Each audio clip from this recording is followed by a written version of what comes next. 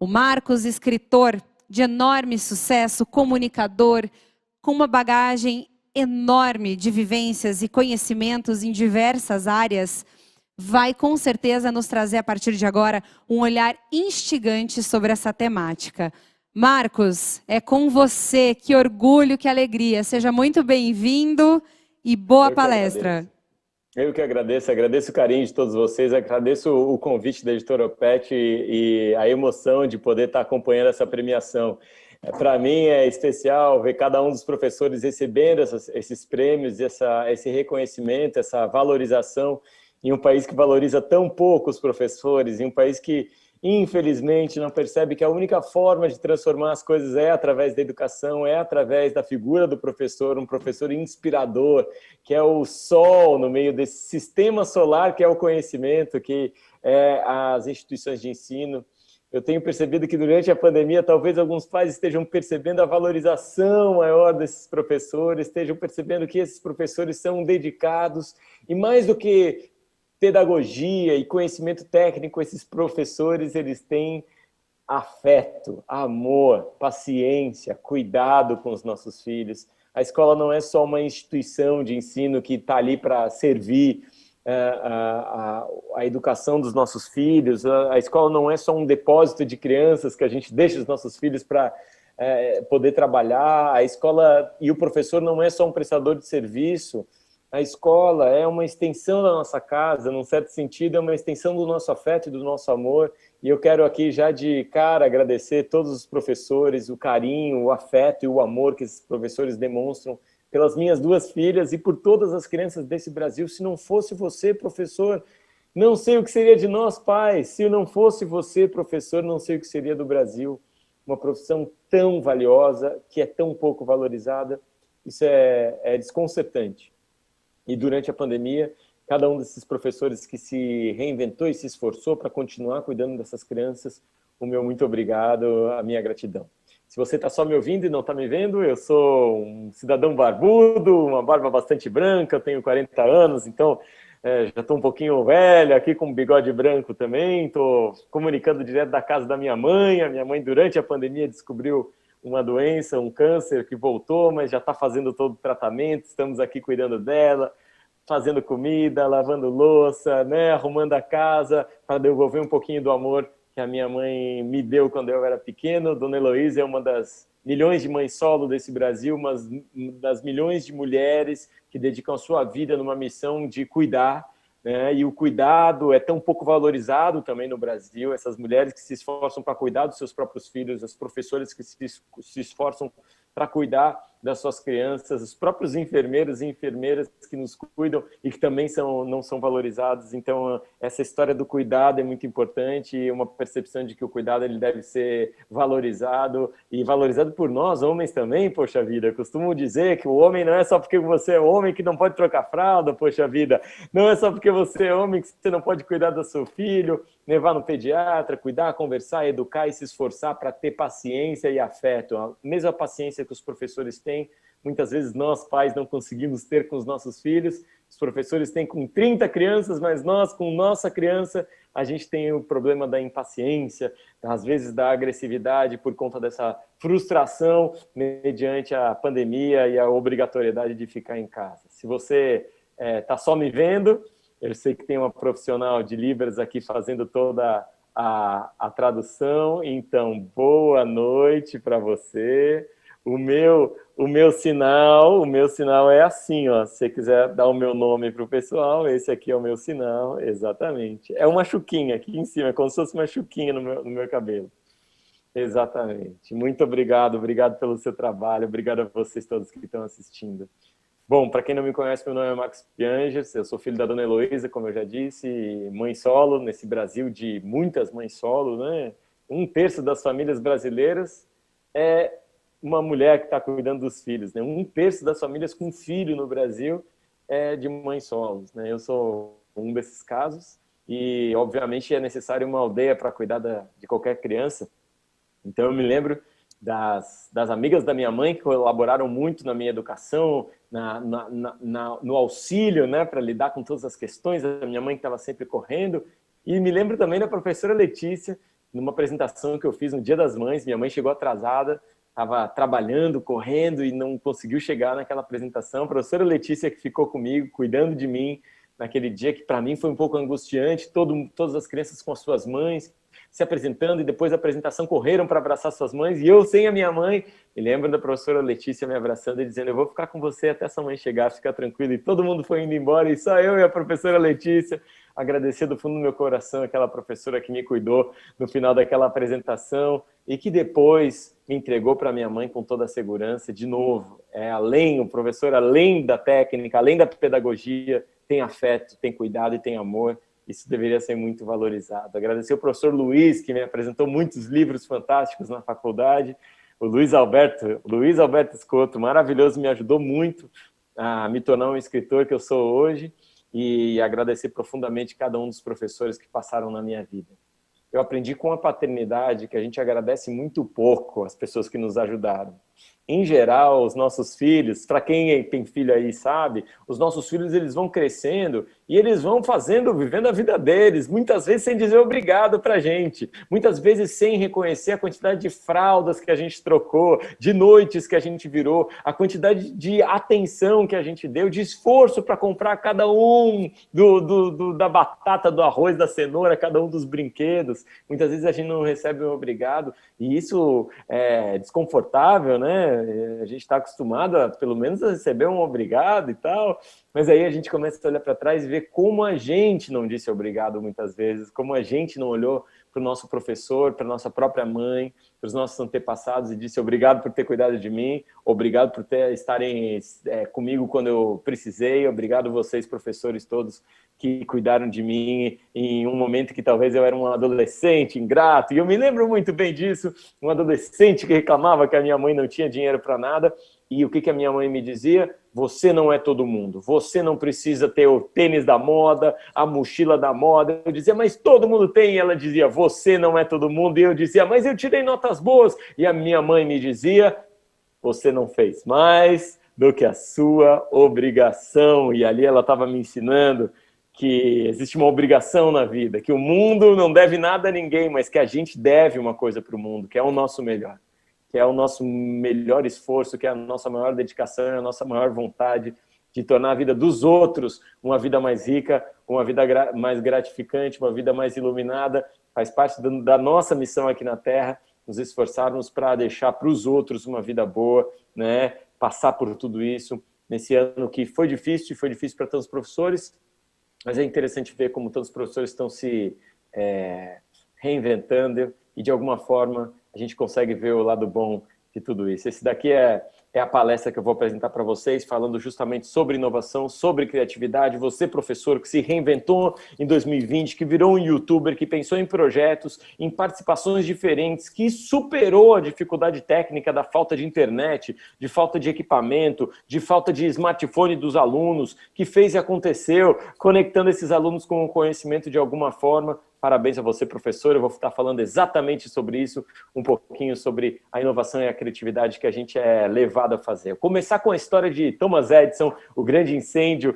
na fábrica do Thomas Edison em 1914. Lá no início do século, Thomas Edison já era um dos maiores homens, um dos maiores inventores, um cara que inventou aí, desde o filme de cinema até a câmera de cinema, a lâmpada, mimeógrafo. O cara tinha uma série de mais de 1000 patentes registradas, tinha uma série de protótipos nessa fábrica, uma fábrica que ele cuidava com muito carinho, muitos funcionários, e em dezembro de 1914 essa fábrica pega fogo, destruindo não só os protótipos, não só os projetos que ele tinha, mas também todos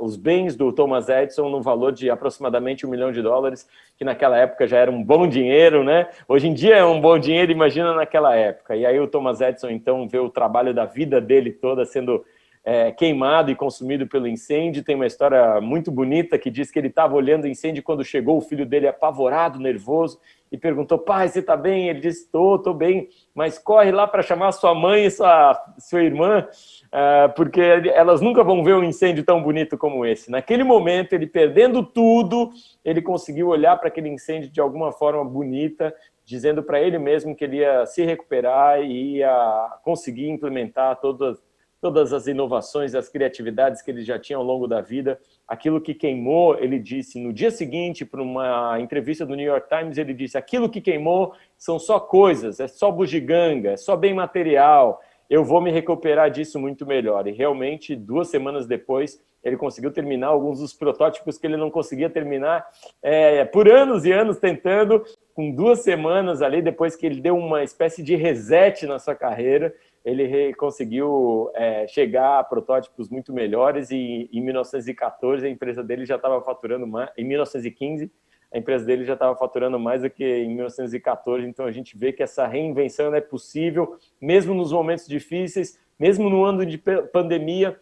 Eu me esforço para olhar o copo mais cheio, o copo meio cheio e olhar para as minhas filhas e perceber que talvez seja uma chance da gente se conectar mais, talvez seja uma chance de eu estar mais perto das minhas filhas, mais perto da minha esposa, participar mais da educação delas, talvez seja uma chance de eu valorizar mais a escola das minhas filhas, respeitar mais os professores das minhas filhas, agradecer mais os professores pela paciência que eles têm e pelo esforço que eles têm tido durante a pandemia. Quero mostrar uma segunda imagem para vocês, uma imagem que me toca muito, para a gente lembrar que podia ser pior. Esse é um casal chamado Howie e Laurel. Eles são pais de uma fotógrafa, a Nancy Borovic, que documentou os pais quando descobriram que os dois tinham câncer terminal, câncer no estágio 4 já. E durante a pandemia eu também descobri que a minha mãezinha teve seu câncer voltando, então para mim essa imagem diz muita coisa. No momento que a gente chega perto da realidade de perder os nossos entes queridos, qualquer pandemia, qualquer preocupação econômica, financeira, ela fica muito pequena. Esse é o momento que a gente olha para a vida com mais valorização e diz, ô mãe, eu quero você aqui para o resto da vida, não vai embora, por favor. Podia ser pior, pessoal, podia ser pior. É importante a gente olhar ao redor e agradecer quem a gente tem. O resto é só bugiganga, como diria o Thomas Edison. O que importa são as pessoas que a gente tem, os nossos afetos, os nossos pais, os nossos filhos, os nossos colegas, os nossos alunos, as famílias que estão ao nosso redor, que nos amam, que demonstram carinho. Isso é o que importa de verdade na vida e é importante a gente se lembrar, porque muitas vezes a gente só valoriza quando perde, a gente valoriza o nosso casamento quando vem um divórcio, valoriza um ente querido quando ele morre, valoriza os nossos filhos quando a gente não pode os ver, valoriza talvez os nossos alunos quando a gente está distante. Isso é muito duro, é duro, mas é importante a gente agradecer o que a gente tem, a nossa vida, as nossas oportunidades, as pessoas que nos amam.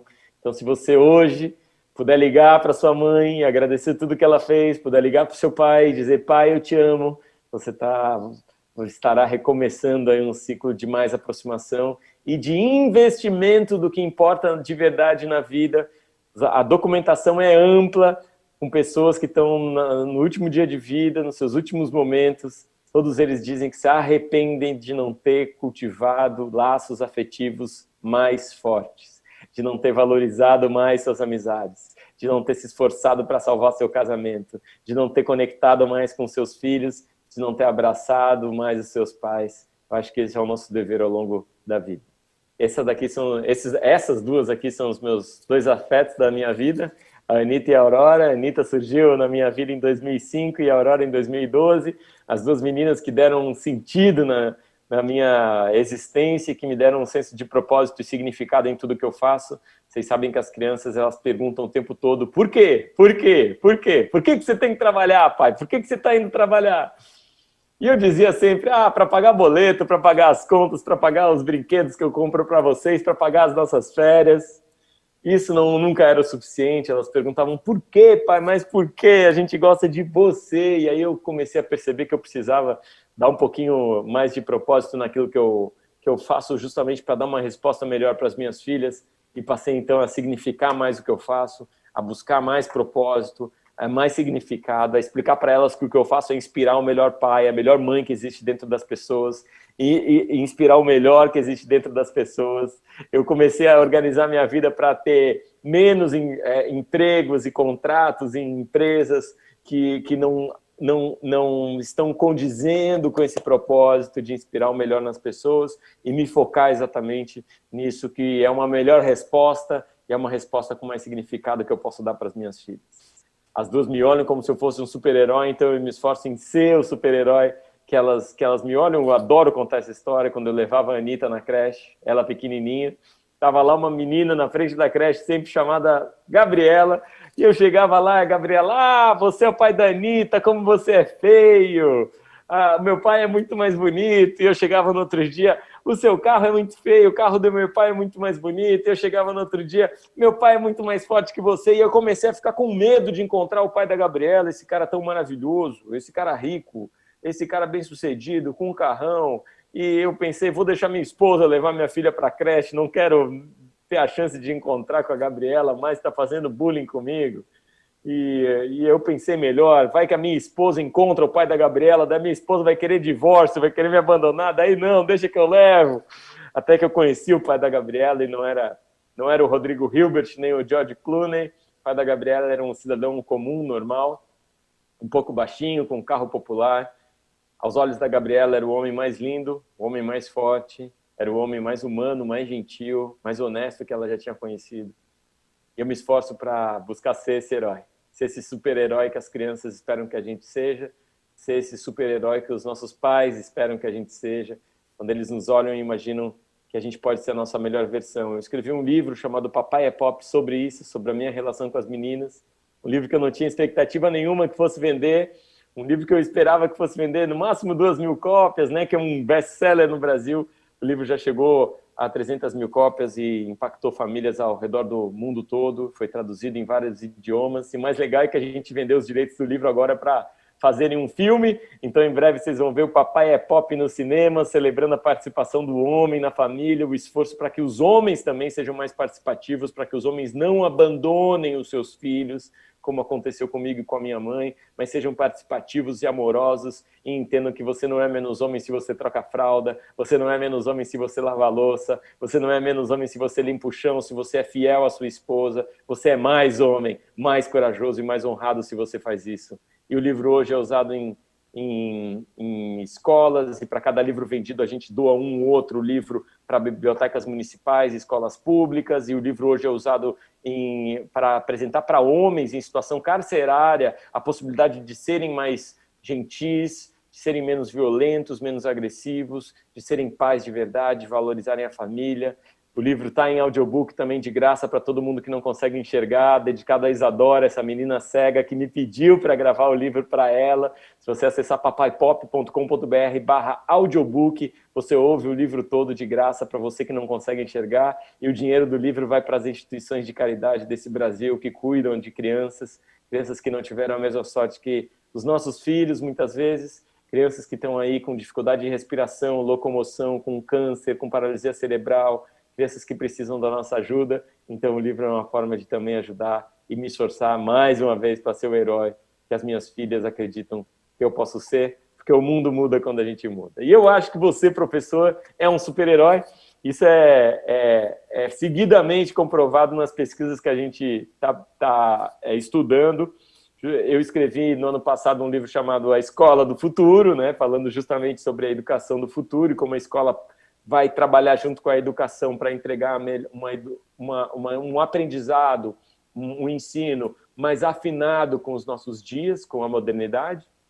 E é incrível que a gente, nessas pesquisas, pode mostrar para os alunos salas de aula diferentes, onde você pode escrever nas paredes, com cadeiras de rodinha, que você vai para um lado e para o outro, com óculos de realidade virtual e aumentada, com utilização de internet para trilhas autoguiadas de aprendizado, sala de aula invertida, uso de lousas inteligentes, aplicativos, gamificação do aprendizado. A gente pode experimentar tudo isso e fazer testes e enquetes, e sempre que a gente pergunta para os alunos o que eles mais gostaram, eles sempre respondem que foi o professor. Pode ser um óculos, uma parede que você pode riscar, uma cadeira diferente, realidade virtual, internet, jogos de aprendizado, ele sempre responde: ah, mas o que eu gostei foi que aquele professor foi inspirador, aquele professor me ensinou a usar a tecnologia, aquele professor ele organizou a sala do jeito correto para que eu aprendesse mais, aquele professor ele foi inspirador, me ajudou a me engajar. A presença do professor como uma figura que inspira é extremamente importante em todas as pesquisas que a gente fez. eu e o professor Gustavo Borba, junto com a equipe do professor Gustavo Borba, a gente escreveu a Escola do Futuro e a gente sempre cai nesse ponto, a figura importante e inspiradora do professor para a transformação do aprendizado. E o próprio professor Gustavo Borba, ele foi humilde o suficiente de me contar várias passagens, né, interessantes sobre como conectar com os alunos, como está sendo durante a pandemia, como é importante as aulas serem mais curtas durante a pandemia, como é importante o professor ter mais energia nessas aulas com Zoom, com ferramentas tecnológicas, porque é muito mais difícil de engajar com os nossos alunos com câmeras, webcams e telas, fica muito mais chata a aula, então a aula tem que ter mais energia, mais força, durar menos tempo e ter aleatoriedade no convite à participação dos alunos, né? Então essas demandas de chamar, o que você está achando, Leandro? Fala aí, Manuela, o que você está achando? Né, Rodrigo, responde sim ou não, né? Participar, os alunos participarem de forma aleatória para eles se manterem o tempo todo engajados em aulas que são mais curtas e que incentivam também esse aluno a buscar o conhecimento por conta própria, né? A gente tem estudado muito as boas práticas ao redor do Brasil, são professores que reinventaram a sua profissão e professores que afetivamente se esforçam para estar conectados com esses alunos acima do aprendizado, acima dessa preocupação que muitos pais têm com o conteúdo, e muitas escolas também têm com conteúdo. Acho que o mais importante é a gente entender que esse é um momento de acolhimento, é importante esse momento para o afeto ser bem estabelecido, para que a escola também seja um local de cura e que a casa também seja um local de cura para essas crianças. É muito mais difícil aprender quando você está traumatizado, é muito mais difícil aprender quando você tem a pressão de aprender à distância, a pressão de saber todo aquele conteúdo, a pressão de não tem mais recreio, não tem mais férias, agora você vai ter que estudar e dessa forma mais complicada, dessa forma que ainda não está exatamente pronta, esse ensino à distância que não tem ferramentas exatamente humanas e engajadoras, fica mais difícil, por isso que a gente tem visto que o mais importante de tudo é a conexão humana, é a capacidade de acolhimento desses alunos, dessas famílias, e a importância dos pais, das famílias, de respeitarem mais os professores e as instituições de ensino e valorizarem o professor. A gente sabe por pesquisas que os professores aumentaram sua carga horária durante a pandemia, né, para conseguir dar conta de tudo, estão declarando muito medo e insegurança e medo com relação ao futuro. A gente sabe que o Brasil, lamentavelmente, é o país com menor valorização aos professores. Uma pesquisa com vários países do mundo, a população respondendo sobre a valorização do professor concorda que o professor no Brasil é muito pouco valorizado. Isso aqui não é só salário, é valorização mesmo, é valorização do trabalho do professor, é o entendimento de que a profissão é muito importante, transformadora e inspiradora, e é importante a gente dizer também que a gente tem uma distância, um abismo entre escolas no Brasil, escolas fantásticas que estariam em 5º lugar no PISA, mas também escolas que falta infraestrutura, interesse do poder público de realmente investir nisso, e alunos que realmente estão sofrendo mais, né? Estão sofrendo muito mais durante essa pandemia. Parabéns a você, professor, que se esforça para, de alguma forma, diminuir esse gap, diminuir essa distância e essa desigualdade que a gente tem no Brasil.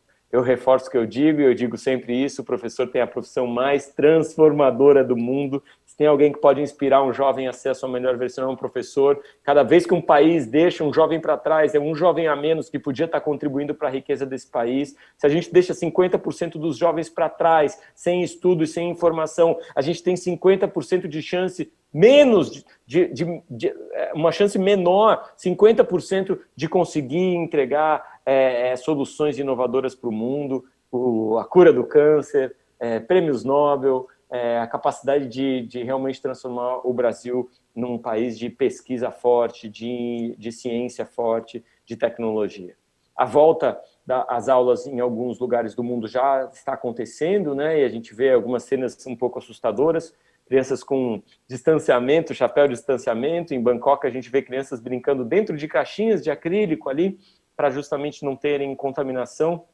Isso é um pouco angustiante, acho, para qualquer pessoa que trabalha com educação e também para as pessoas que têm filhos. é angustiante para os pais imaginarem seus filhos nessas condições. A gente está ainda tentando entender como seria uma volta às aulas ideal. A gente sabe que existem iniciativas ao redor do mundo propondo um aprendizado mais técnico, baseado na tecnologia. Então, um aprendizado de matemática, de português, de biologia, de geografia, de história, gamificado para as crianças através de tecnologia, de uma forma que eles já gostam de aprender, já se sentem engajados, então eles teriam a chance de acessar esses sistemas tecnológicos para aprender aquilo que é técnico, aquilo que é técnica, né? que é um aprendizado mais que vai cair na prova. Esse aprendizado ficaria, então, a cargo de grandes professores usando tecnologia e esse aluno podendo estudar à distância,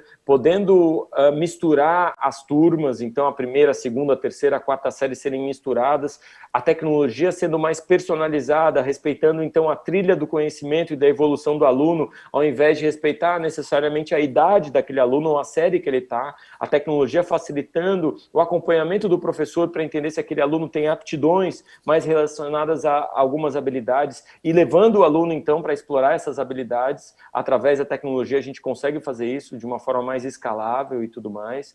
A gente sabe que a tecnologia ela é poderosa, né? O Sugatra Mitra tem esse experimento nos subúrbios da Índia, colocando apenas um computador conectado na internet e deixando as crianças explorarem, sem professor, sem ninguém ali para estar guiando, nem protegendo os computadores. As crianças cuidam dos computadores, se esforçam para aprender, aprendem sobre diversos assuntos, e inclusive aprendem em outros idiomas e ensinam outras crianças, se transformam em professores. Então a tecnologia ela também tem esse aspecto muito interessante. Quando você entrega para uma criança o conhecimento, essa criança ela vai atrás do conhecimento e ela compartilha com seus colegas, com seus amigos, mesmo que seja num local sem escolas de qualidade, sem professores. E a tecnologia também aproxima alunos que estão em situação muito distante, né, de uma escola de qualidade, ou que estão muito longe de um bom professor. Esse daqui é o caso de um aluno que morava numa aldeia no interior da Mongólia, e esse aluno, então, quando chega a internet na sua aldeia, ele começa a fazer os cursos do MIT, que é uma universidade de excelência dos Estados Unidos, e começa a se sair muito bem nos cursos do MIT. Então, imagina esse garoto que nunca teria a chance de estudar numa universidade, morava lá numa aldeia pequena. Quando chega a internet lá, ele se esforça para estudar os cursos do MIT, e aí ele vai tão bem nesses cursos que o próprio MIT chama ele para estudar presencialmente na universidade, porque ele realmente estava se destacando. E aí você começa a perceber que a tecnologia pode sim ser utilizada para que a gente alcance esses alunos espalhados pelo mundo todo, que não têm a oportunidade de estarem perto de professores e perto de escolas, né? A gente sabe que esses alunos e essas jovens, eles estão criando suas novas profissões. Há 20 anos não existia uma série de profissões, como piloto de drone, youtuber, né? Você pergunta para minha filha qual o ídolo dela, ela vai provavelmente falar um youtuber, né? Isso na minha época era diferente. Quando eu trabalhei na Globo, no Encontro com Fátima Bernardes, né? Trabalhei fazendo reportagens para o Encontro com Fátima Bernardes. E aí era o dia de falar sobre a minha profissão na escola da minha filha. Minha filha tinha 10 anos na época. Cheguei lá e falei, pessoal, trabalho na Globo com a Fátima Bernardes. E aí as crianças ficaram todas em silêncio, assim. E aí uma levantou a mão e falou, não, a gente não assiste TV, tio, a gente fica só no YouTube. Qual o seu youtuber favorito? O cara me perguntou. E eu fiquei muito impressionado, né? Porque o sonho da minha mãe sempre foi que eu trabalhasse na Globo. Lá estava eu trabalhando na Globo. Agora falo isso para minha filha é completamente diferente. A gente tem algumas pesquisas mostrando que 65% das crianças hoje vão trabalhar em cargos no futuro que ainda nem existem, né? Cargos que estão sendo inventados. E são uma série de funções e profissões que a gente fica até um pouco surpreendido. Não sabia nem que existia, né? Conversei com um pai esses dias, ele pensava, pô, meu filho só joga videogame, e eu pensava que ele não ia ser nada na vida. Daí agora ele recebeu um convite para jogar na Holanda, ganhando um salário em euro, e porque ele joga muito bem videogame. E eu pensei, poxa, nunca ia imaginar que jogar videogame seria uma profissão, mas realmente as profissões elas se reinventam, né? Certamente há 100 anos a gente não imaginaria que jogar futebol seria uma profissão, e hoje é uma profissão que remunera muito bem suas estrelas. A gente tem jovens optando por trabalhar como hackers do bem, né, que protegem empresas, que descobrem falhas de segurança nas empresas. Jovens e adolescentes jogando videogame, ganhando milhões de dólares ali em campeonatos, transformando isso numa profissão realmente. A gente vê jovens usando a internet para, de alguma forma, venderem produtos, criarem marcas, começarem empresas, né? Usando a internet, esses jovens, eles começam suas marcas em empresas. Essa família vende planners pela internet e consegue, né, pagar muito bem as contas. Esses são professores que começaram podcasts na China, e a China tem um sistema de consumo de podcast muito interessante, né? Todo o sistema de interação com processamento de dados na China, ele é mobile, ele começou no celular, então os sistemas eles são feitos com a possibilidade de pequenas contribuições. Então os ouvintes desses podcasts dão pequenas tips, né, contribuições para esses professores, e esses professores faturam milhões de dólares apenas gravando esses podcasts, e isso dá uma nova carreira para alguns desses professores. Esses são os jovens que inventaram uma marca de travesseiro para quem tem dor nas costas também, vendem para o mundo inteiro. Esse é um jovem que vende produtos de magia, produtos de magia para pessoas do mundo todo, e também vive disso. Essa é uma menina que inventou a profissão de youtuber de slime. A Karina Garcia é a primeira milionária do slime. Slime, se você não sabe o que é, eu também não sabia. É uma gororoba, uma mistura que as crianças fazem, que é colorida e que eu não sei como, elas adoram. E essa menina é uma das grandes ídolas, né, de quem gosta de slime. É uma menina que também inventou uma nova profissão. Então a gente sabe que as habilidades humanas elas vão nos ajudar a navegar esse futuro incerto. As profissões, tecnicamente falando, elas vão se transformar, e a medicina, a engenharia, a arquitetura, o direito, o jornalismo e a comunicação está sendo impactada por tecnologia. Claramente a gente vê algumas profissões sendo transformadas pela tecnologia. Quem produz conteúdo sabe muito bem disso, quem é jornalista, publicitário sabe muito bem disso, quem é músico sabe muito bem disso. Essas revoluções já aconteceram em algumas áreas e elas vão continuar acontecendo em várias áreas. A medicina está sendo muito impactada pela tecnologia, o direito, a gente vê a própria educação muito impactada por tecnologia, mas a gente sabe que o que está por baixo, para a gente navegar, aquela nau que vai nos ajudar a navegar nesse mundo de vulnerabilidades, de transformações, esse mundo inconstante que a gente tem pela frente, o que vai nos ajudar a passar por isso, sem dúvida, vão ser as nossas habilidades humanas. E aí, quais são essas habilidades, né? Não sou eu que estou falando, é o Fórum Econômico Mundial, é uma das maiores consultorias do mundo, a PwC, é um dos maiores investimentos de venture capital do mundo, Andreessen Horowitz. Eles estão dizendo que o que eles buscam hoje em profissionais, em pessoas que estão entrando no mercado de trabalho, em alunos que estão se formando, é essa capacidade de trabalhar em equipe, exercitar criatividade, exercitar compaixão e empatia, inteligência emocional para saber o que você está sentindo, criatividade constante para aplicar inovação, adaptabilidade para entender que as coisas estão mudando e estão mudando de forma muito rápida, liderança, né? E liderança não é só você brilhar, mas liderança é também fazer os outros brilharem, é trabalhar em equipe fazendo os outros brilharem, né? A gente poderia aqui ficar horas falando sobre cada uma dessas habilidades, são habilidades muito importantes, né? Inteligência emocional, por exemplo, algo que nós adultos muitas vezes não temos, né? É importante que as nossas crianças desenvolvam, que elas saibam o que elas estão sentindo, que elas entendam que cada uma das emoções tem o seu valor e o seu motivo dentro da gente, e que eles possam responder de forma madura a essas emoções que eles estão sentindo. Inteligência emocional também é entender que os outros têm demandas emocionais, e que, se os outros têm demandas emocionais, é importante que a gente responda a essas demandas de uma forma madura também, né? Então, esse é o nosso esforço, a trabalhar a inteligência emocional nesses jovens, numa época de tanta transformação e de tanto impacto tecnológico. Vocês podem ver aqui, nesse slide, que não fala sobre programação, que não diz sobre as crianças têm que aprender código, têm que aprender robótica, as crianças têm que aprender algoritmos, elas têm que saber trabalhar com robô, né? A gente tem aqui aquilo que está por trás disso. A possibilidade dessas crianças trabalharem com tecnologia, ela vai ser potencializada se essas crianças, se esses jovens tiverem essas habilidades aqui, né? Inteligência emocional de lidar com a relação com tecnologia, de usar a tecnologia de uma maneira mais inteligente. Porque me parece que os jovens, e não só os jovens, vamos reconhecer que os adultos também têm usado a tecnologia de uma maneira bastante equivocada. A gente usa 3 vezes mais aplicativos que nos deixam menos produtivos, aplicativos que nos deixam mais deprimidos, a gente usa muito mais os aplicativos que acabam com o nosso tempo, destroem o nosso sono, acabam com as nossas relações afetivas, a gente passa até as 3 da manhã brigando sobre política no Facebook, mas fala que está muito cansado para ficar com os nossos filhos, a gente diz que não tem tempo para nada, mas vive jogando Candy Crush. Esses são sistemas feitos para nos viciar, para tirar o nosso tempo, para tirar a nossa atenção, e é muito importante que a gente entenda que a tecnologia é maravilhosa se a gente souber usar.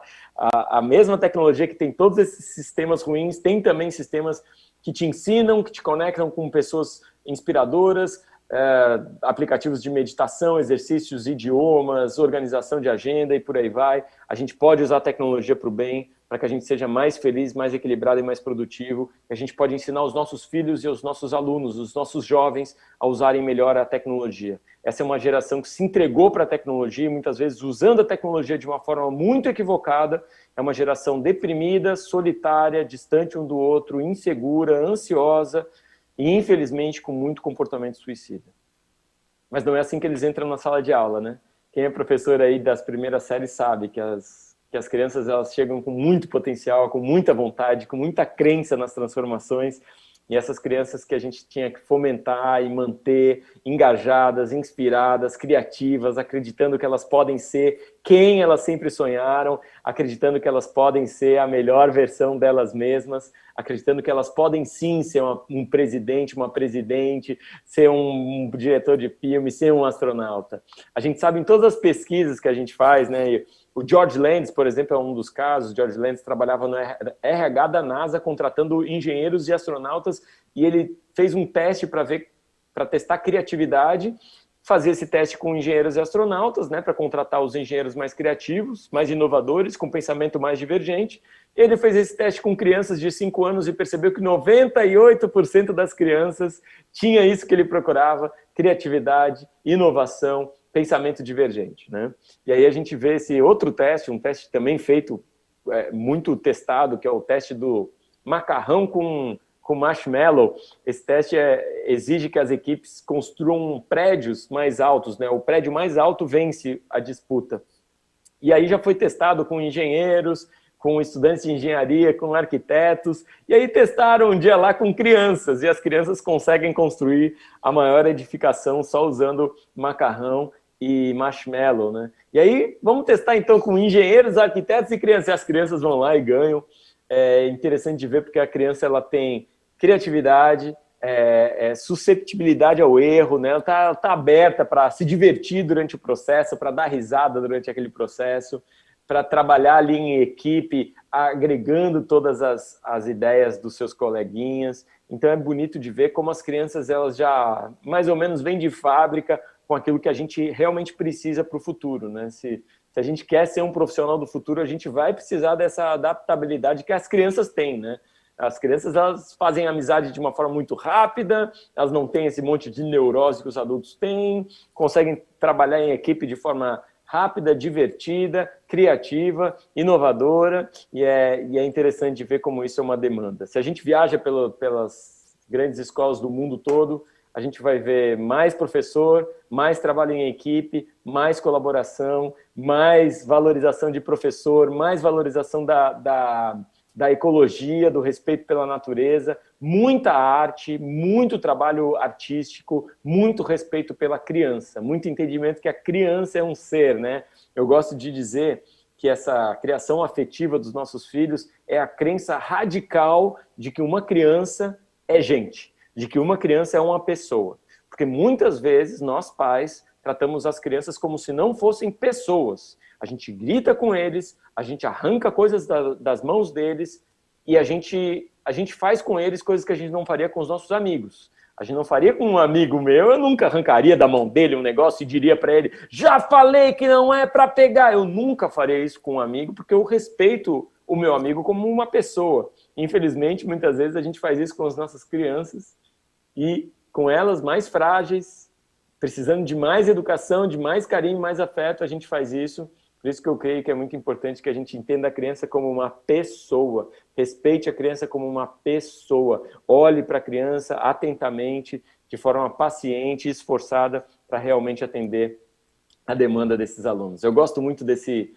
teste de um professor de Israel, que ele testou com os alunos a criatividade, pensamento divergente, a capacidade de pensar fora da caixa, né? Ele disse para os alunos, complete o triângulo corretamente, valendo ponto. Aí os alunos foram lá e desenharam uma casinha, né? Todos os alunos desenham uma casinha, quase todos os alunos, usando só 2 cores. Em menos de 1 minuto, eles já entregaram o trabalho e disseram, pronto, professor, você falou para desenhar corretamente, a gente pegou e deu aqui o nosso pior, fez do jeito que dava. Um ou outro ali tentou ser mais criativo, mais divertido e tal. Aí o professor disse, opa, mas peraí, cara, o que eu quero das crianças, o que eu quero dos jovens é inspirar neles a capacidade de pensamento divergente, de se entender como agentes transformadores. Aí ele foi lá e disse assim, tá, então complete o triângulo, não vale ponto. E não tem resposta certa. E aí nenhuma criança desenha uma casinha e todas as crianças se esforçam para desenhar por mais tempo e usar mais lápis, mais cores. Ou seja, eles se esforçam para deixar a coisa mais bonita, para apresentar para o professor e para os colegas o que eles têm de melhor. E isso eu acho que é um ensinamento para a nossa vida.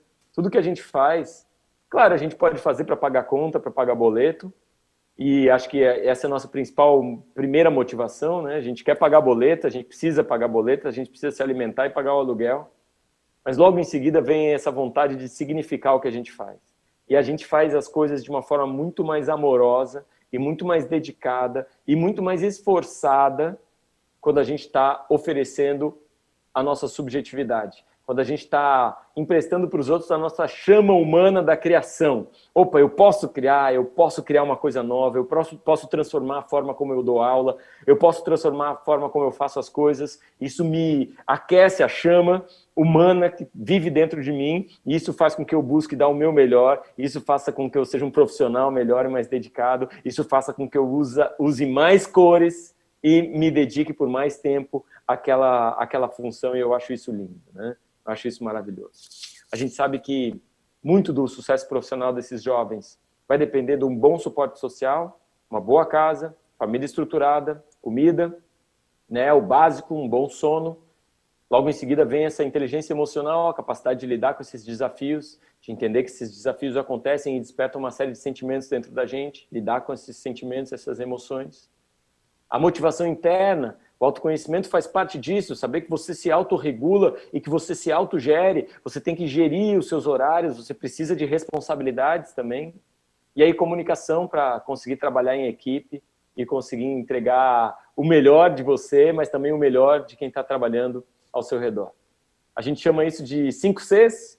O primeiro C seria o autoconhecimento, trabalhar muito forte isso nas crianças, o entendimento da própria biologia e como essa biologia afeta o nosso comportamento. O segundo C seria a comunicação, essa minha filha Aurora conversando com o Papai Noel. Papai Noel perguntou para ela, o que você quer ganhar de Natal? E ela disse, qualquer coisa, Papai Noel, eu gosto de tudo. E tá ali os 2 melhores amigos conversando.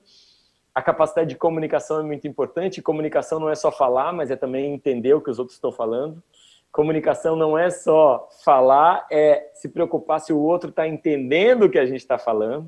O professor Gustavo Borba, que me contou uma passagem muito interessante, quando ele estava ensinando uma lição, e a aluna disse, professor, não entendi.